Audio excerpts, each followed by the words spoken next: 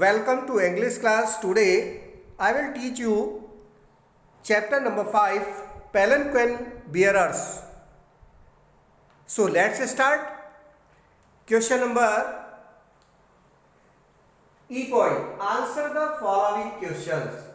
Question number 1. Who is being described here? यहाँ किसका वर्णन किया गया है? Who carries the palanquin? Palanquin पालकी को कौन ले जाते हैं? Answer: A royal bride is being described here. यहाँ पर एक royal means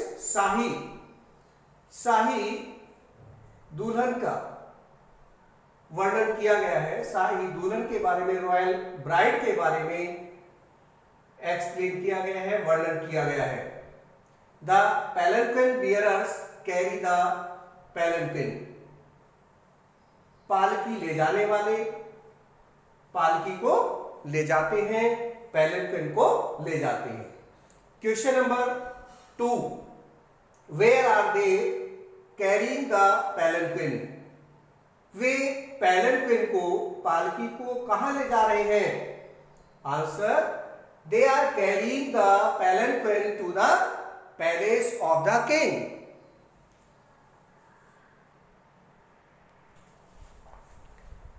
Question number 3. How is her movement described?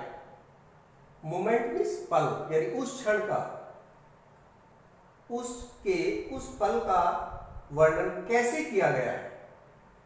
Answer: Her movement is described by the poet's word. उसके मोमेंट का वर्णन पोएट के वर्ड्स में किया गया है। She sways like a flower in the wind of our song. वह हमारे गाने के साथ हवा में फूल की तरह से तैरती है, मीन्स प्यारी है। She skims like a bird on the foam of a stream. She floats like a laugh from the lips of a dream, and she springs like a beam on the brow of the tide.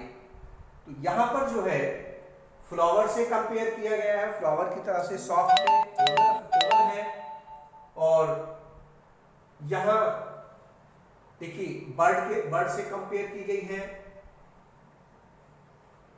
तो this answer is end here.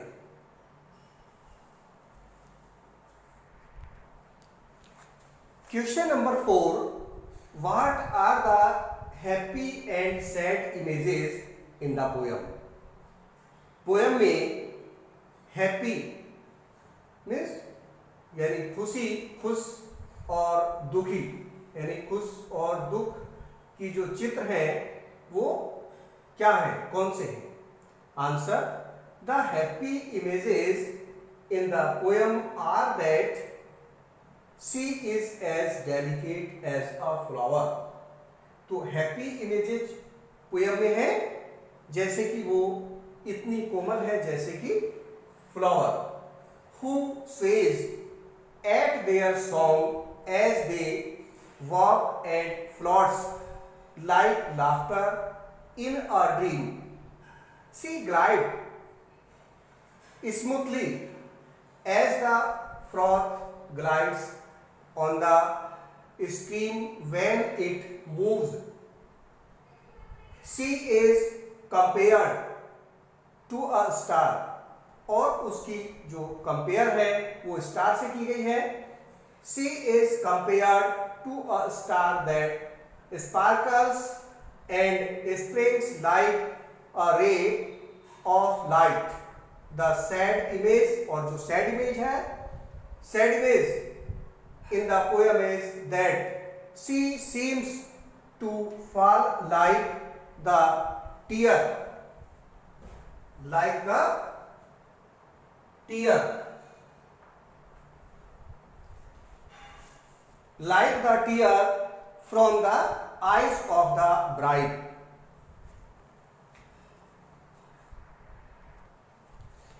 Question number 5. How do we know that she was not a burden? हम कैसे जानते हैं कि वह एक बोझ नहीं थी? Answer, she does not seem to be a burden. वह एक बर्डन, बोझ प्रतीत नहीं होती है to them, उनके लिए, as they gladly move along singing songs, जैसे कि वो उसे गाना गाते हुए ले जाते हैं, चलते हैं. एंड दे से, और वो कहते हैं कि they carry her as if she was a pearl on a string. और वो क्या कहते हैं? दे कैरी हर, वे उसे ले जाते हैं जैसे कि एक स्टिंग में, धागे में मोती. दे ऑल्सो से दैट, वे ये भी कहते हैं कि दे बेयर हर लाइटली, वो उसे बहुत ही लाइटली, हल्के से जो है सहन करते हैं. And they glide and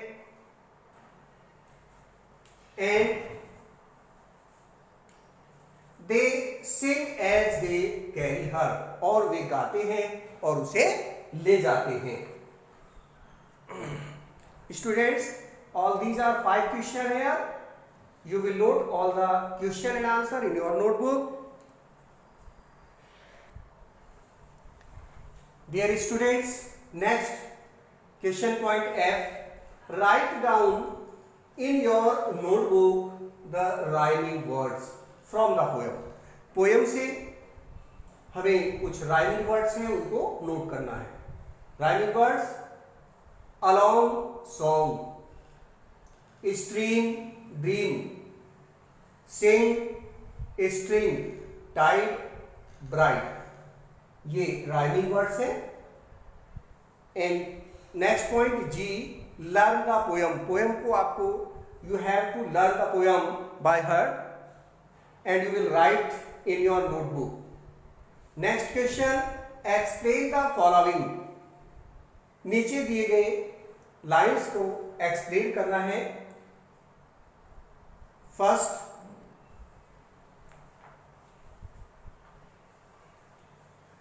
we wear her along like a pearl on a string. हम उसे इस तरह से महसूस कर रहे हैं जैसे कि वो एक धागे में मोती. Means she is precious. तो यहां पर जो है poets wants to say that she is so precious. She is so precious. She is so precious that they carry her as if she were a pearl on a string. वो इतनी precious है, इतनी मूल्यवान है, कीमती है कि वो उसे ऐसे ले जा रहे हैं जैसे कि मानो वो एक धागे में मोती की तरह है.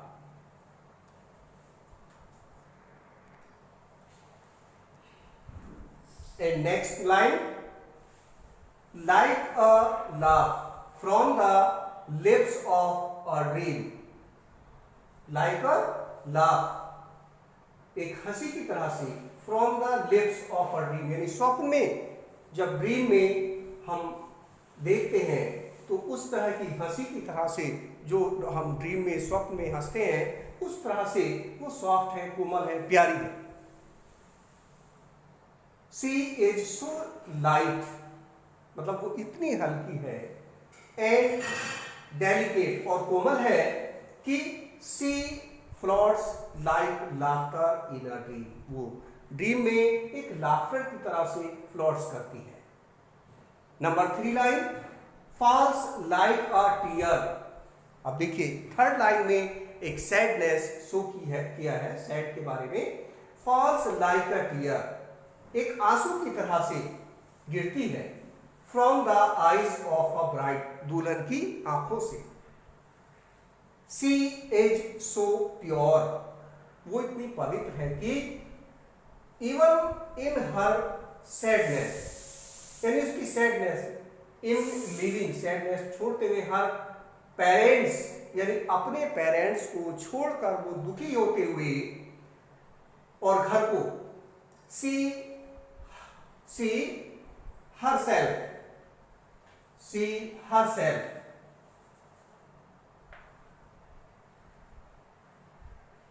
she herself seems to fall like the tear from eyes of a bride. C herself यानी वो स्वयं प्रतीत होती है जैसे कि वो आंसू की तरह से गिर रही है from eyes of a bride, एक दुल्हन की आंखों से, ब्राइड की आईज से. तो student, this lesson has been completed here. All the exercise I have solve, so you will note all the question and answer, word meanings and exercise in your notebook, and then you will learn. Okay students, all the best.